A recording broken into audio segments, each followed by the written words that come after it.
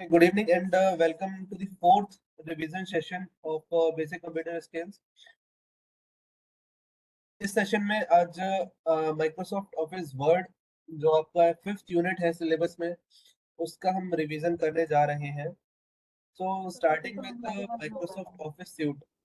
Microsoft office suit word जो है ये यूज किया जाता है माइक्रोसॉफ्ट के डेवलप किए गए सभी प्रोडक्टिविटी एप्लीकेशंस के कलेक्शन को, जिसमें बहुत सारे एप्लीकेशंस आते हैं. जैसे आप यहाँ पर देख पा रहे हो इतने सारे आइकन्स जो बने हुए हैं, उसमें से कुछ तो आपने देखे हैं, कुछ तो जानते हो. अब जैसे ये है MS Word, MS Excel, MS PowerPoint. इन तीनों का तो बहुत वाइडली यूज होता है.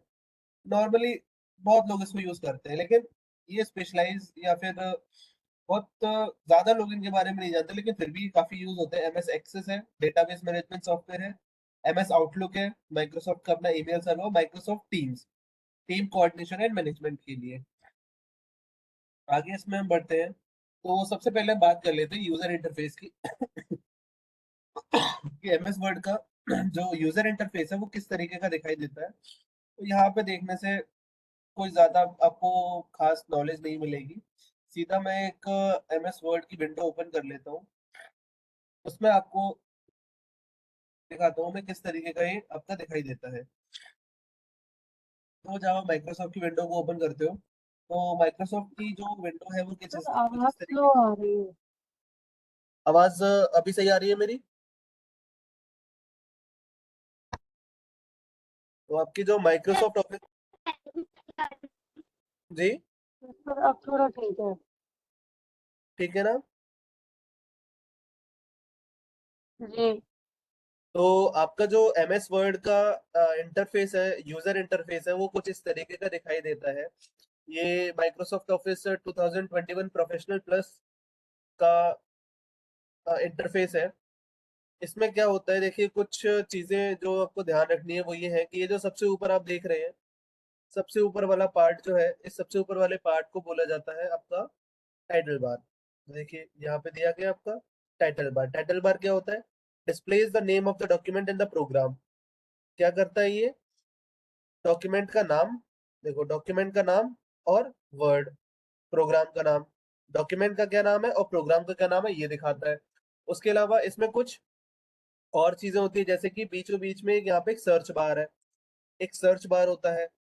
एक आपकी जो आपने आईडी बना रखी है उसका एक आइकन, उसको एक्सेस करने के लिए एक आइकन यहाँ पे होता है.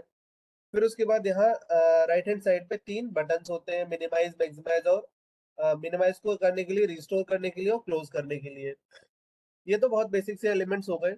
इसके लेफ्ट हैंड साइड में आप देख रहे हो कि ये एमएस वर्ड का आइकन बना हुआ है और इधर ऑटो सेव लिखा है, इधर एक आइकन बना हुआ है सेव का. तो ये जो है ना, इसको कहा जाता है क्विक एक्सेस टूल बार. जैसे मैंने इस ड्रॉप डाउन बटन पे क्लिक किया, यहाँ पे quick access toolbar open हो गया है. अब क्विक एक्सेस टूल बार क्या होता है? ये वही सारे मेन्यूज हैं जो आपको इधर अंदर दिखाई देते हैं, लेकिन कुछ मेन्यूज जो आप ज्यादा यूज करते हो उनको यहाँ पर लगा दिया जाता है क्विक एक्सेस टूल बार में, ताकि जब भी आपको जरूरत पड़े आप वहां पे डायरेक्टली क्लिक करके उसको ऑन कर सके. अब देखो ये क्विक एक्सेस टूल बार का पूरा एक फ्लोटिंग टूल बार ओपन हो गया है. यहाँ पे आप जितने ऑप्शंस मिलते हैं आपको अंदर, वो सारे के सारे ऑप्शंस यहाँ पे आपको दिए गए हैं. इसमें से जो आपको लगाना हो क्विक एक्सेस टूल बार में वो आप लगा सकते हो. क्विक एक्सेस टूल बार की पोजीशन कहाँ होनी है? अबव द रिबन होगा या बिलो द रिबन होगा? तो जैसे मैंने बिलो द रिबन किया तो ये इस तरीके से आएगा. तो रिबन कौन सा पोर्शन है? ये वाला जो पोर्शन बीच का दिखाई दे रहा है, file, home, tab, insert, draw. जिसपे मैं क्लिक कर रहा हूँ, डिजाइन पर क्लिक किया, लेआउट पे क्लिक किया, उसके नीचे के जो ऑप्शंस ओपन होके आ रहे हैं वो सारे के सारे ऑप्शंस है आपके रिबन में. तो मैंने अभी इसकी पोजीशन क्या कर दी? इसकी पोजीशन मैंने कर दी है बिलो द रिबन, तो ये रिबन के नीचे आ गया. अब मैं इसको वापस रिबन के ऊपर ले जाता हूँ, तो यहाँ पे ऑप्शन में सेलेक्ट कर लूंगा अबव रिबन, ओके कर दिया. तो रिबन के ऊपर पहुंच गया. देखिए वापस जहाँ पे था उसी जगह पहुंच गया. ये हो गया आपको quick access toolbar. Title bar है, क्विक एक्सेस टूल बार है. ये क्या होता है? जो थ्योरी इसमें है, contains of tabs each representing a category of command. तो ज्यादा आप जो कमांड रिसेंटली यूज करते हो उन कमांड्स को जो कलेक्शन हम ऊपर लगा देते हैं उसको क्विक एक्सेस टूल बार कहा जाता है। गुड इवनिंग निधि। हाँ तनु, आपने हैंड रेज किया है, कुछ पूछना है आपको?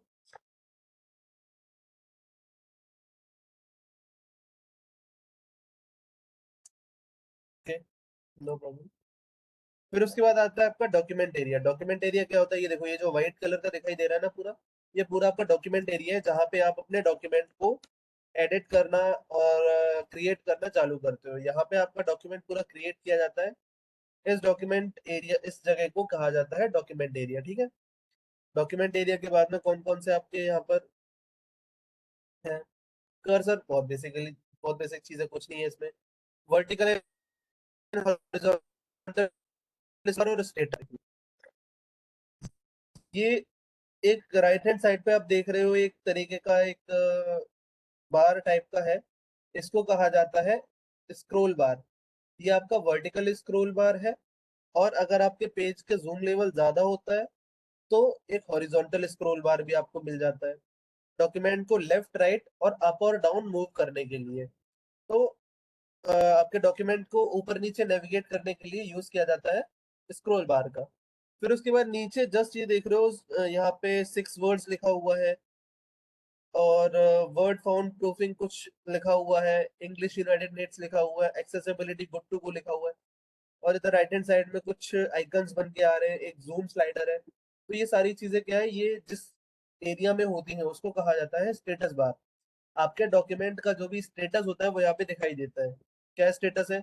कितने पेज है डॉक्यूमेंट में, डॉक्यूमेंट में कितने वर्ड्स है। इस पे क्लिक करोगे तो वर्ड काउंट का एक फीचर ओपन हो जाता है। वर्ड काउंट का फीचर क्या है? सारी चीजें बता देता है कि हमारे पूरे डॉक्यूमेंट में कितनी लाइनें हैं, कितने कैरेक्टर हैं, कितने विद स्पेस कैरेक्टर्स हैं, कितने विदाउट स्पेसेस कैरेक्टर हैं, पैराग्राफ, लाइन, सारी चीजें बता देता है, ठीक है। फिर उसके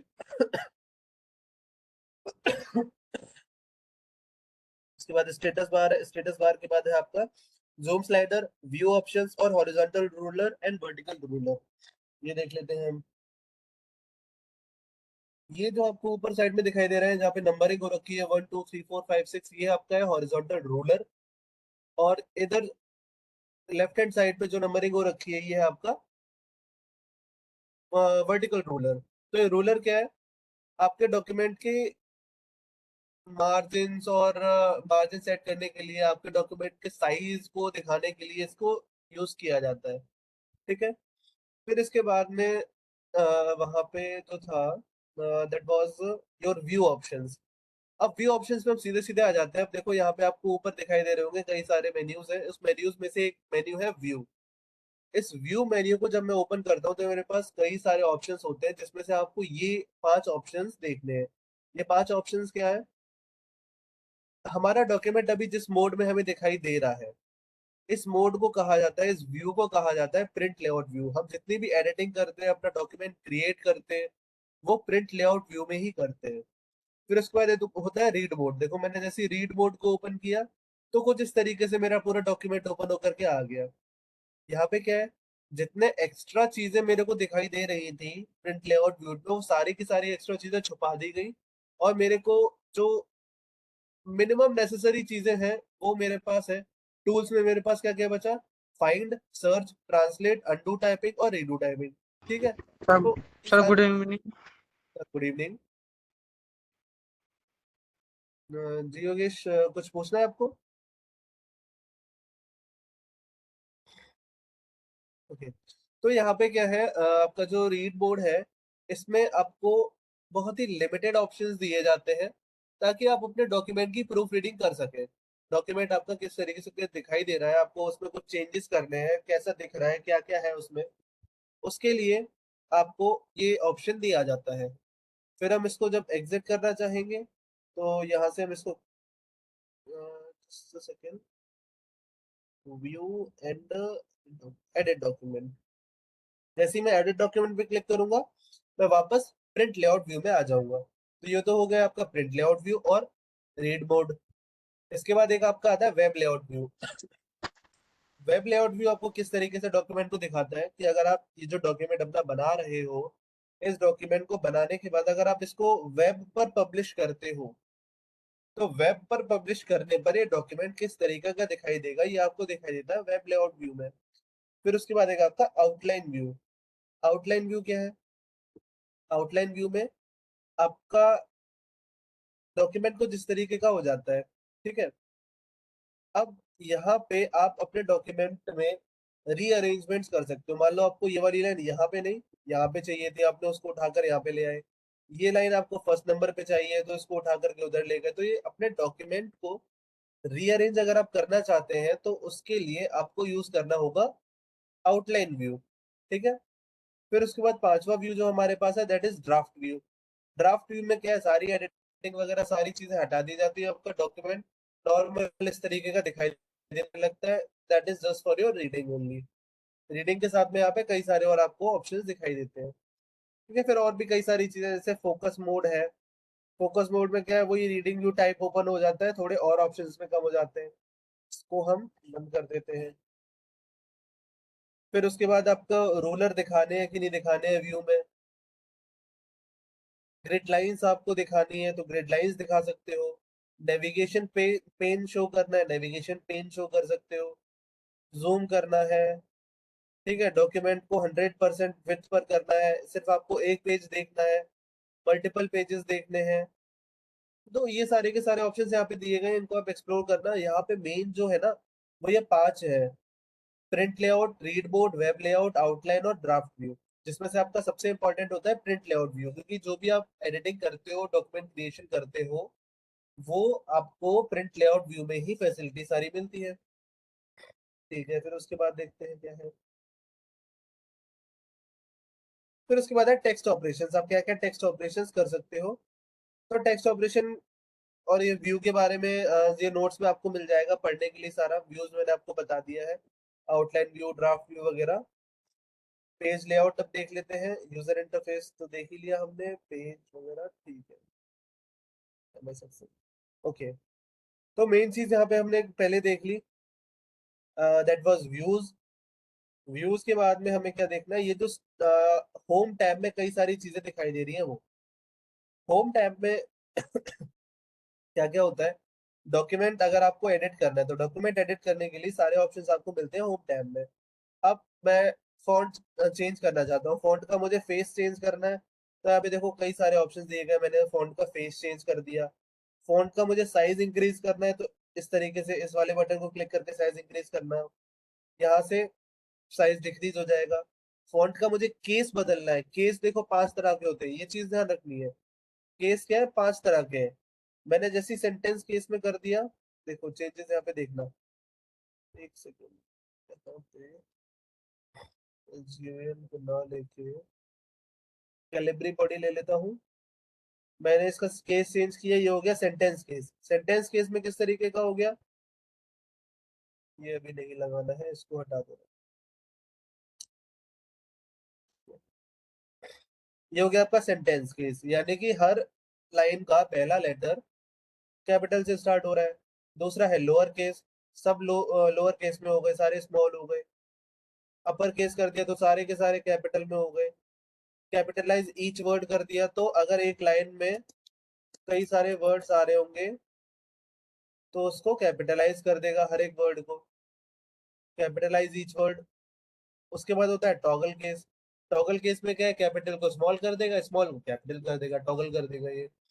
और ये जो एक ऑप्शन है इसके साइड में ए है, उसके नीचे एक इरेजर सी बनी हुई है, वो है क्लियर फॉर्मेटिंग। जितनी भी फॉर्मेटिंग आपने लगाई होगी सारी की सारी फॉर्मेटिंग इस पर से हटा दी जाएगी। इसका थोड़ा साइज और इंक्रीज कर देता हूँ मैं। फिर और ऑप्शन है, बोल्ड है, इटैलिक है, अंडरलाइन है, स्ट्राइक थ्रू है, सब स्क्रिप्ट है, सुपर स्क्रिप्ट है। फॉन्ट का अगर आपको स्टाइल चेंज करना है, फॉन्ट का स्टाइल चेंज कर सकते हो, फॉन्ट को हाईलाइट कर सकते हो, फॉन्ट का कलर चेंज कर सकते हो। So many options are available है, ठीक है। जो ऑप्शन आपको यहाँ पे यूज करना हो आप वो ऑप्शन यूज कर सकते हो, ठीक है। फिर उसके बाद टेक्स्ट का अलाइनमेंट होता है। अलाइनमेंट क्या है, आप टेक्स्ट पेज में बीच में लिखना चाहते हो, लेफ्ट में लिखना चाहते हो, राइट में लिखना चाहते हो, कहाँ लिखना चाहते हो, तो उसके लिए टेक्स्ट अलाइनमेंट यूज करेंगे। फिर उसके बाद होते हैं बुलेट्स एंड नंबरिंग। ये देखो यहाँ पे मुझे इस तरह की इमेज बनानी है, ये इस तरह की एक लिस्ट बनानी है मुझे। तो लिस्ट बनाने के लिए क्या है, मैं ये ऑप्शन बुलेट से नंबरिंग वाला ऑप्शन यूज करूंगा। एंटर दबाता जाऊंगा, लिस्ट का एक नया आइटम इंसर्ट हो जाएगा। अगर मुझे इस हेडिंग के अंदर एक और हेडिंग चाहिए तो मैं टैब दबा दूंगा। देखो जैसे ही मैंने टैब दबाया मैं एक लेवल अंदर आ गया, और फिर से टैब दबा दिया फिर एक लेवल अंदर आ गया, और हर एक लेवल पे जो है आइकन चेंज होता जा रहा है। मुझे इसलिए बाहर आना है तो बैक स्पेस दबा के मैं एक एक लेवल बाहर आ जाऊंगा। सिंपल सा है। लेवल अंदर जाना है, टैब दबा के मल्टी लेवल लिस्ट बनाएंगे। लेवल से बाहर आना है तो उसको हम बैक स्पेस से जाएंगे। ये तो जो आपकी लिस्ट हो रही है जिसमें ये आप दिख रहे हो, कोई नंबर नंबर नहीं पड़ा है, सिर्फ आइकन्स बने हुए हैं, ये होती है आपकी अनऑर्डर्ड लिस्ट, या इसको हम सिंपल सा बोल देते हैं बुलेटेड लिस्ट। फिर दूसरा टाइप की होती है इसके राइट हैंड साइड में नंबर्ड लिस्ट। यहाँ पे नंबर्स आपको शो होने लगते हैं। ठीक है। फिर है मल्टी लेवल लिस्ट के लिए कई आइकन्स दिए गए। मल्टी लेवल लिस्ट आपको कैसी यूज करनी है, कई जगहों पे आपने ऐसी मल्टी लेवल लिस्ट देखी होगी। फिर इसको मैं बीच में ले जाना चाहता हूँ, मैंने इसको बीच में कर लिया। हर एक लाइन के बीच में मैं 3 स्पेस रखना चाहता हूँ। कितना, 3 पॉइंट्स का स्पेस रखना चाहता हूँ, तो मैंने लाइन स्पेसिंग दे दी इसमें। बैकग्राउंड फिल करना है, बैकग्राउंड फिल कर दो भाई। हर तरह के ऑप्शंस आपको दिए गए हैं, इसमें जो ऑप्शन आपको अच्छा लगे उस ऑप्शन को आप यूज कर सकते हो। फिर अब स्टाइल्स के बारे में हम थोड़ा सा बात कर लेते हैं। देखिए, एक नए पेज पे आ जाता हूँ मैं। स्टाइल्स क्या होते हैं? सबसे पहली चीज है, यहाँ पे मैंने एक टेक्स्ट लिख दिया, और मैं चाहता हूँ ये जो मेरा टेक्स्ट है ये मेन हेडिंग बनेगा। ठीक है। कुछ भी टेक्स्ट लिखा, और ये जो टेक्स्ट है ये टेक्स्ट बनेगा मेरा मेन हेडिंग। मेन हेडिंग बन गया क्योंकि मैंने हेडिंग 1 पे क्लिक कर दिया। अब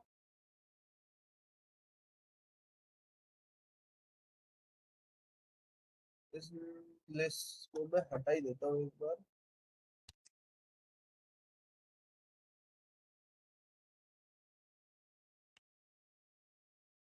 थोड़ा सा इसका मैं फॉन्ट साइज बढ़ा दूं। मान लो ये जो कुछ भी लिखा हुआ है ये मेरा मेन हेडिंग है। मैंने 1 हेडिंग पे क्लिक किया। हेडिंग क्यों आ रहा है?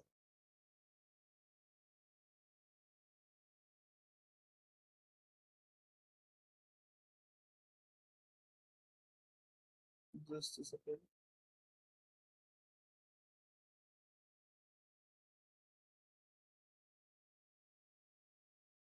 Okay, doesn't matter. मैंने कुछ टाइप किया यहाँ पे, और ये मैं चाहता हूँ मेरे इसकी मेन हेडिंग हो, तो इसको मैंने 1 हेडिंग पे क्लिक किया है, मेन हेडिंग हो गया। फिर उसके अंदर कुछ इसका सब हेडिंग आता है, तो हेडिंग 2 हो गया। उसके अंदर और हेडिंग चलती चले जाएंगे, हेडिंग के अंदर हेडिंग, फिर उस हेडिंग के अंदर एक और हेडिंग आ जाती है। तो इस तरीके से अगर आपको सब हेडिंग्स बनानी है तो ये हेडिंग्स वाला आप स्टाइल यूज कर सकते हो। और टाइटल होता है, सब टाइटल होता है, सब टाइटल एम्फेसिस होता है, थोड़ा एम्फेसिस कर देते हैं। और स्ट्रॉन्ग कोट, ये देखो एक ये इंटेंस कोट है। अगर आपको अपने डॉक्यूमेंट में कोई ऐसी चीज लिखनी है जो कुछ इंपॉर्टेंट आप हाईलाइट करना चाहते हो, कोई इंपॉर्टेंट नोट देना चाहते हो, तो उसको इस तरीके के स्टाइल में दे दो। तो थोड़ा सा क्या है, इंटेंसिवली इसको कोट आपने करके दे दिया है, तो ये कई सारे स्टाइल ऑप्शंस इसमें दिए जाते हैं। इंटेंस रेफरेंस हो जाएगा आपका, बुक टाइटल का होता है, लिस्ट पैराग्राफ होता है। तो कई अलग अलग तरीके के ऑप्शंस इसमें आपको दिए गए हैं। मेन चीज क्या है, मेन चीज इसमें मैं आपको बताना चाहता हूँ। व्यू में जाता हूँ मैं और नेविगेशन पेन ओपन कर लेता हूँ। ये मैंने ओपन कर लिया, क्या, नेविगेशन पेन। नेविगेशन पेन का क्या काम क्या होता है? अगर आपका एक बहुत बड़ा डॉक्यूमेंट है, उस बहुत बड़े डॉक्यूमेंट में आप एक हेडिंग से दूसरी हेडिंग या एक सब हेडिंग से दूसरे सब हेडिंग नेविगेट करना चाहते हो। मान लो मैं यहाँ पे कुछ और हेडिंग्स ले लेता हूँ, ये मैंने यहाँ पे टेक्स्ट ऐड किया। इस टेक्स्ट को मैं एक मेन हेडिंग एक और बना देता हूँ। इस वाले टेक्स्ट को एक सब हेडिंग बना देता हूँ। इस वाले टेक्स्ट को फिर से एक हेडिंग बना देता हूँ। और इसके अंदर ये जो कुछ भी दिया हुआ है इसको फिर सब हेडिंग बना दिया। और उसके अंदर कुछ मैं लिख देता हूँ, उसको इसके अंदर की हेडिंग बना देता हूँ। तो यहाँ पे देखो किस तरीके से हेडिंग्स आती जा रही है लेफ्ट हैंड साइड पर। पहले एक मेन हेडिंग है, फिर उसके बाद एक दूसरी मेन हेडिंग है, फिर उसके अंदर एक हेडिंग है, तो थोड़ा सा अंदर साइड होकर के आई। फिर एक हेडिंग है, फिर उसके अंदर एक हेडिंग है, फिर उसके अंदर एक सब हेडिंग है। तो इस तरीके से यहाँ पर हमारे पास अलाइन होकर के आती जा रही है। तो इस तरीके से हम जो है हेडिंग्स को एक हेडिंग से दूसरे हेडिंग, यानी कि एक सेक्शन से दूसरे सेक्शन में अगर हमको नेविगेट करना है अपने डॉक्यूमेंट में, जैसे मैं इस हेडिंग पे क्लिक करूंगा, मैं नेविगेट होके उस पर आ जाऊंगा। जैसे मैंने इस हेडिंग पे क्लिक किया, वैसे नेविगेट होके उस पार्ट पे आ गया। तो नेविगेशन आपका इजी बनाता है। आपको हेडिंग टू हेडिंग नेविगेट करना है, पेजेस टू पेजेस नेविगेट करना है, और डॉक्यूमेंट में आप कुछ भी अगर सर्च करोगे तो उसके रिजल्ट्स आपको दिखेंगे यहाँ रिजल्ट में। Okay, so navigation pane was an important thing आपके सिलेबस में। फिर उसके बाद तो आपका ये व्यूज है, व्यूज वगैरह है। ओके, नेक्स्ट इंपॉर्टेंट थिंग जो इसमें है दैट इज इंसर्ट। क्या क्या चीजें आप इंसर्ट कर सकते हो? तो इंसर्ट करने के लिए आपके पास बहुत सारे ऑप्शंस है। कवर पेज इंसर्ट कर सकते हो आप, एक ब्लैंक पेज इंसर्ट किया जा सकता है, टेबल को इंसर्ट करना चाहो टेबल इंसर्ट हो जाएगी। देखिए टेबल इंसर्ट हो गई। टेबल का फॉर्मेट, आप टेबल की स्टाइल चेंज कर सकते हो। हर तरीके के कस्टमाइजेशन आपके लिए अवेलेबल है। और फिर उसके बाद पिक्चर इंसर्ट करनी है, कोई शेप, आइकन, स्मार्ट आर्ट वगैरह सारी चीजें इसमें इंसर्ट की जा सकती है। हम आते हैं पेज लेआउट पर। पेज लेआउट भी एक इम्पॉर्टेंट पार्ट है। पेज लेआउट में क्या है, ये चार जो ऑप्शंस आपको दिखाई दे रहे हैं स्टार्टिंग में, these are important for your syllabus, for your exam also.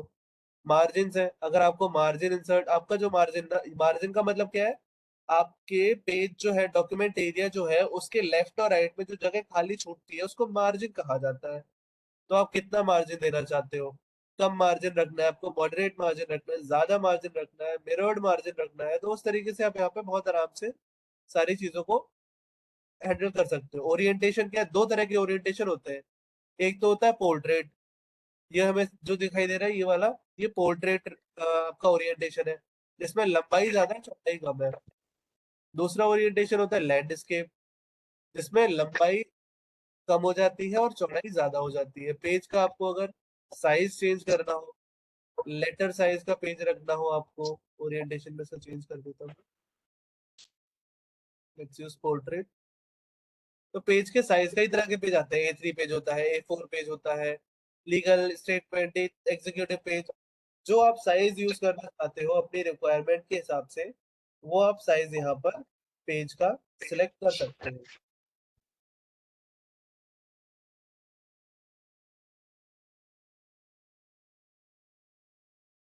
Okay, next is columns. आप अपने पेज को कॉलम से डिवाइड करना चाहते हो। मैंने दो कॉलम से डिवाइड कर दिया। अब देखो, एक कॉलम ये बन गया पेज का, और दूसरा थोड़ा सा टेक्स्ट और ले लूं मैं यहाँ पे, ये उठा के ले आता हूँ। चलिए वो मैं आपको दिखा देता हूँ उसमें। एक्चुअली टेक्स्ट इसमें कुछ है नहीं। तो क्या होता है, जैसे कॉलम से आप देखते हो बुक्स में, एक पेज में दो अलग अलग कॉलम बन जाते हैं, और ज्यादा इंफॉर्मेशन वहां पे आपकी कन्वे हो जाती है। तो उस तरह का अगर आपको फॉर्मेट रखना हो तो वो फॉर्मेट रखा जा सकता है। एंड नेक्स्ट हम आ जाते हैं सीधा प्रिंट प्रीव्यू, प्रिंट लेआउट में।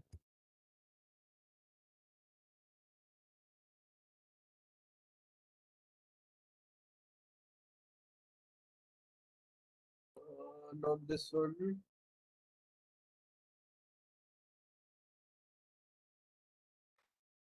तो आपका प्रिंट लेआउट वाला पोर्शन इसमें होना चाहिए।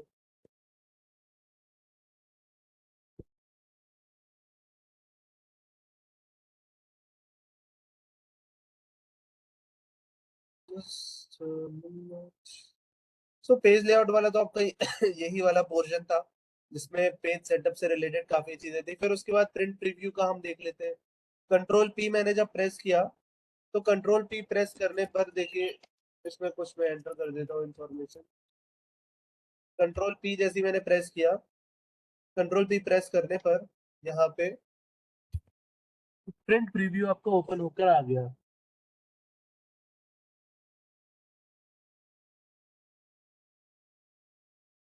तो यहाँ पे आप पेज को प्रिंट करते टाइम पे जो इन्फॉर्मेशन देना चाहते हैं, वो इन्फॉर्मेशन यहाँ पे आप सेट कर सकते हैं। जैसे अगर कई सारे पेजेस हैं तो उनको आप कोलेट करना चाहते हैं या अनकोलेट करना चाहते हैं।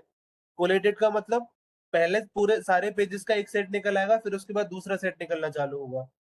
अगर आप अनकोलेट कर देते हो तब पहला पेज आप जितनी बार प्रिंट कर रहे हो वो उतनी बार प्रिंट होगा, फिर दूसरा पेज प्रिंट होगा, फिर तीसरा पेज प्रिंट होगा। इस तरीके से होता है।